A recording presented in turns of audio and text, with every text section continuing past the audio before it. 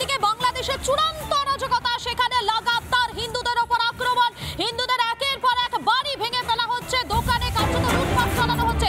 এমতো পরিস্থিতিতে দাঁড়িয়ে যে আপডেট উঠে আসছে, বাংলাদেশে জঙ্গি হামলার একটা সম্ভাবনা রয়েছে। আরো একবার জানাই আপনাদেরকে, বাংলাদেশে জঙ্গি হামলার সম্ভাবনা। ভ্রমণ সংক্রান্ত বিজ্ঞপ্তি জারি, ব্রিটেনের ব্রিটিশ নাগরিকদের সতর্ক করে বিজ্ঞপ্তি।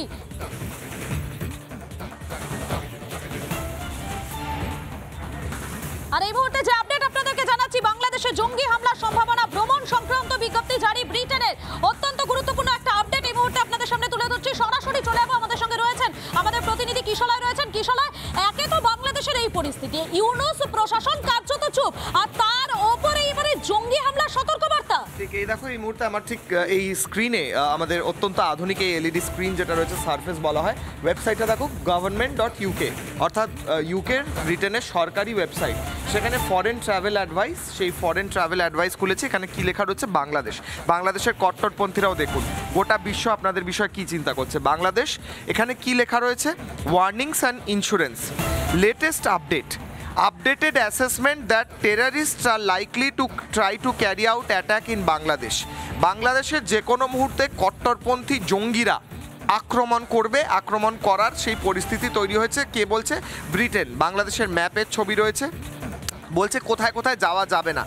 এই হলুদ অংশে কোনো মতেই যেন যাওয়া না হয় সেই কথা বলা হচ্ছে, এবং বাকি অংশেও গেলে অত্যন্ত সতর্কভাবে যেতে হবে। কোথায় কোথায় যাওয়া যাবে না? Areas where FCDO advises against all but essential travel, কোনোভাবেই এখানে যাবেন না যদি অত্যন্ত দরকার না হয়।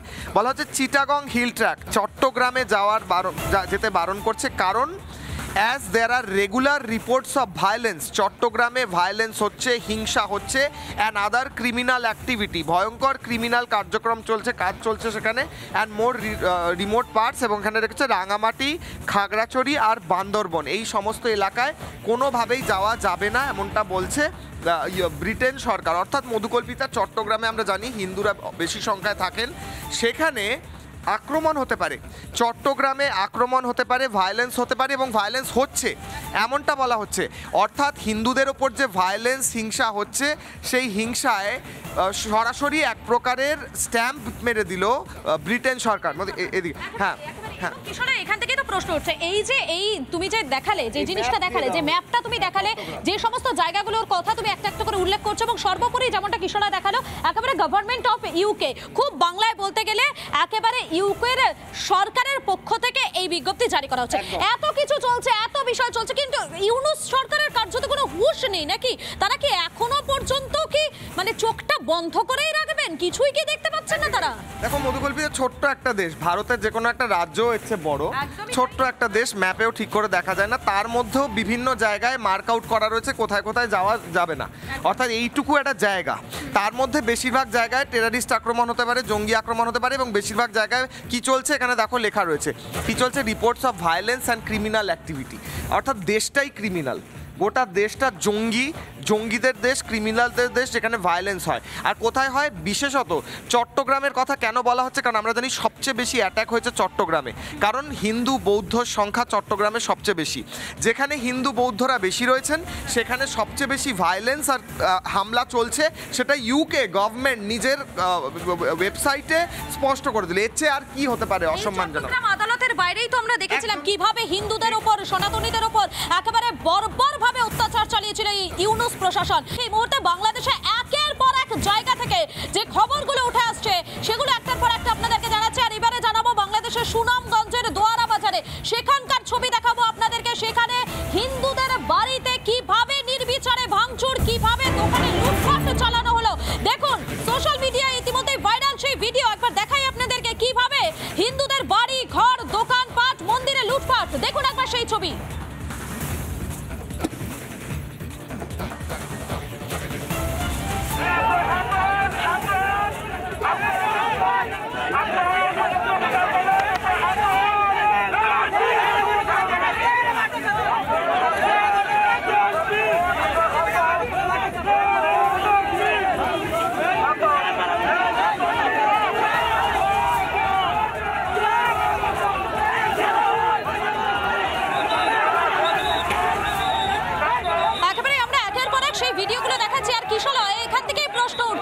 যেভাবে নির্বিচারে বাংলাদেশে একটা কার্যত হিন্দু নিধন শুরু করে দিয়েছে এই ইউনুস প্রশাসন।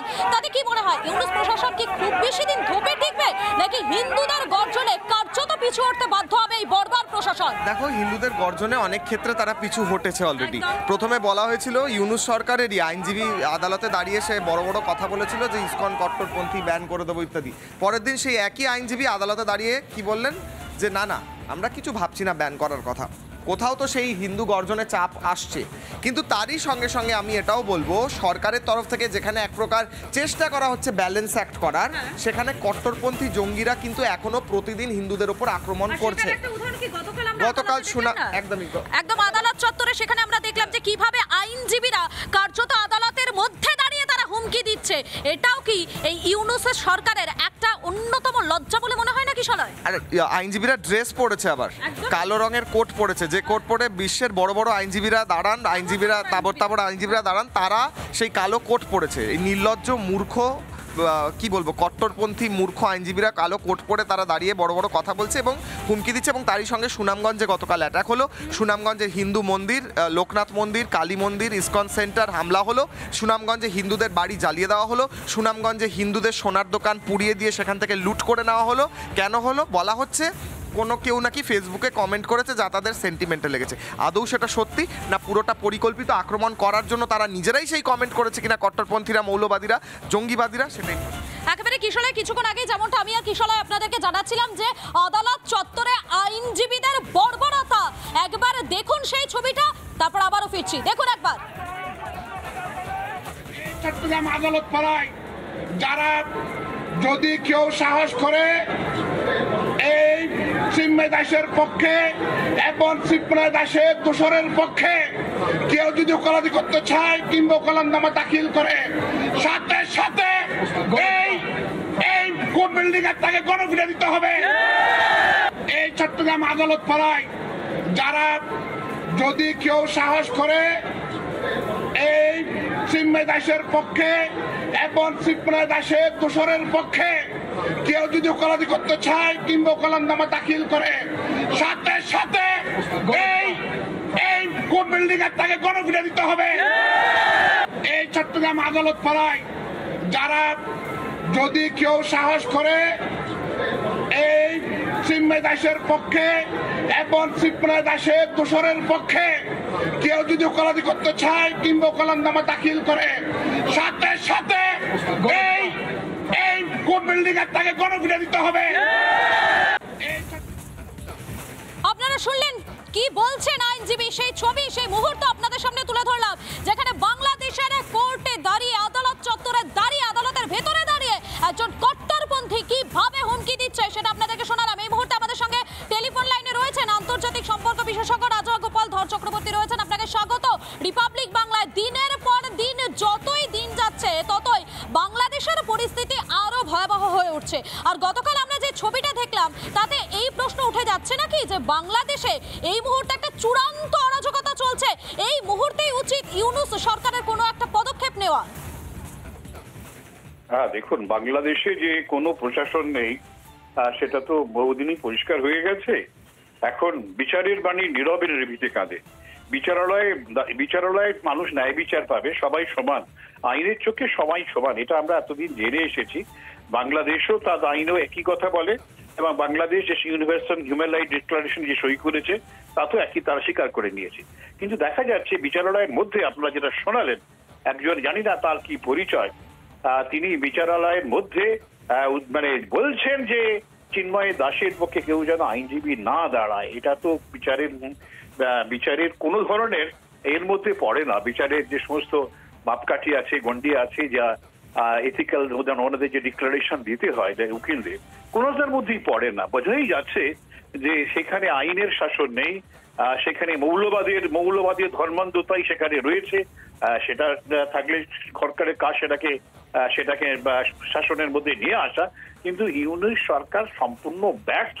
অথবা হয়তো এটাই তার এজেন্ডা হচ্ছে যে মৌলবাদকে প্রশ্রয় দেওয়া, যাতে করে সেখানকার সংখ্যালঘুরা ভয়ে বিধ্বস্ত থাকে। আমরা দেখেছি একজন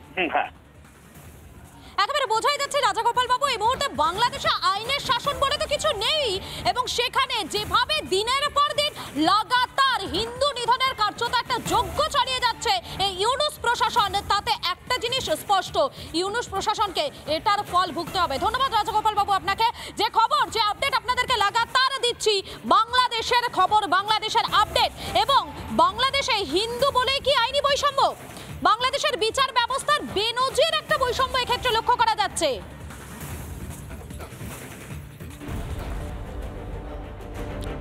হিন্দু সন্ন্যাসী বলে মুসলিম প্রধান দেশে বৈষম্য, হিন্দু বলে উকিল দেওয়া হলো না চিন্ময় কৃষ্ণ প্রভুকে, সওয়ালে ইচ্ছুক আইনজীবীদের ধমকানো হলো, তাদের বাড়িতে হামলা চালানো হলো, প্রায় 70 জন হিন্দু আইনজীবীর নামে মামলা, সই করতে দেওয়া হয়নি ওকালতনামায়, মাথা ফাটিয়ে দেওয়া হয়েছে আইনজীবীদের, হাজির হতে পারেননি কোনো আইনজীবী, আইনজীবী না থাকায় শুনানি পিছলো।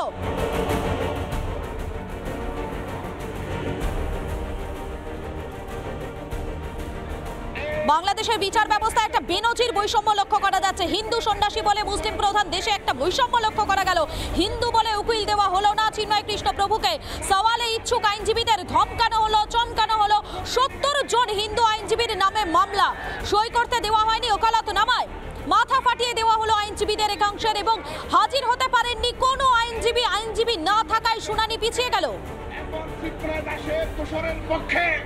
কেউ যদি ওকালতি করতে চায় কিংবা ওকালতনামা দাখিল করে, সাথে সাথে এই কোর্ট বিল্ডিং এর তাকে গণফিরে দিতে হবে। এই চট্টগ্রাম আদালত আপনাদেরকে জানিয়ে রাখি, আইনজীবী পাওয়ার অধিকার ঠিক কোন কোন ক্ষেত্রে থাকে। বিশ্বের যে কোনো সভ্য দেশে, আরো একবার বলি, বিশ্বের যে কোনো সভ্য দেশে প্রাপ্ত অধিকার ন্যায় বিচারের নীতির অংশ। আসামিদের আইনজীবী পাওয়ার অধিকার রয়েছে, সপক্ষে আইনজীবী পাওয়ার অধিকার রয়েছে, ফৌজদারি বিধিতে আইনজীবী পাওয়ার অধিকার রয়েছে, অভিযুক্ত আইনজীবী দিতে না পারলে সাহায্য সরকারি নিয়োগ করবে আইনজীবী, আইনি খরচও দেবে সরকার, 153টি দেশে স্বীকৃত আইন পাওয়ার অধিকার রয়েছে। আরো একবার জানাই, বিশ্বের যে কোনো সভ্য দেশে প্রাপ্ত অধিকার ন্যায় বিচারের নীতির অংশ। আসামিদের আইনজীবী পাওয়ার অধিকার, সপক্ষে আইনজীবী পাওয়ার অধিকার রয়েছে, ফৌজদারি বিধিতে আইনজীবী পাওয়ার অধিকার রয়েছে। বাংলাদেশের লাগাতার হিন্দুদের উপর আক্রমণ, বাংলাদেশের লাগাতার হিন্দুদের বাড়িতে নির্বিচারে হামলা, নির্বিচারে তাদের বাড়ি ভাঙচুর, দোকান লুটপাট, নিন্দায় সরব গোটা বিশ্ব। বিশ্বের বিভিন্ন প্রান্ত থেকে নিন্দার ঝড় উঠেছে। নানা ধরনের কন্টেন্ট দেখার জন্য লাইক করুন, শেয়ার করুন আমাদের ফেসবুক পেজ, সাবস্ক্রাইব করুন আমাদের ইউটিউব চ্যানেল, পাশাপাশি অন্যান্য ব্রেকিং নিউজের জন্য অবশ্যই চোখ রাখুন রিপাবলিক বাংলায়।